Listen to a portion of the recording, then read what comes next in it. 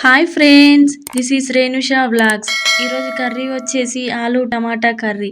ఇది మన Telangana village style special curry ముందుగా 4 ఆలుగడ్డలు ఉడకబెట్టుకోవాలి. ఆలుగడ్డ కర్రీకి కావాల్సిన పదార్థాలు: 4 టమాటాలు, 4 పచ్చిమిర్చి, 2 ఆనియన్స్, 2 లవంగాలు, 2 ఇలాచి. ముందుగా బౌల్ పెట్టుకొని 2 స్పూన్ల ఆయిల్ హీట్ అయ్యాక 2 ఇలాచి, లవంగా, ఆనియన్స్, 1 స్పూన్ జీలకర్ర, అలాగే 1 స్పూన్ అల్లం పేస్ట్, ముందుగా కట్ చేసుకున్న పచ్చిమిర్చి, అలాగే ముందుగా కట్ చేసుకున్న టమాటా ముక్కలు వేసుకోవాలి. ఒకసారి మొత్తం కలిసేలా కలుపుకోవాలి. అలాగే 1 స్పూన్ సాల్ట్ కూడా వేసుకోవాలి. కాసేపు దీన్ని ముందుగా మనం ఉడకబెట్టుకున్న ఆలుగడ్డలు చూడండి, టమాటా అయితే ఎలా ఉడికిపోయిందో. ఇప్పుడు 1 స్పూన్ పసుపు వేసుకోవాలి. ఒకసారి కలుపుకోవాలి మొత్తం. అలాగే 1 స్పూన్ కారం కూడా వేసుకోవాలి.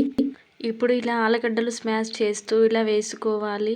ఒకసారి మొత్తం కలిసేలా కలుపుకోవాలి. కొన్ని వాటర్ వేసుకోవాలి. చూడండి, ఆల్మోస్ట్ కర్రీ అయితే అయిపోయింది.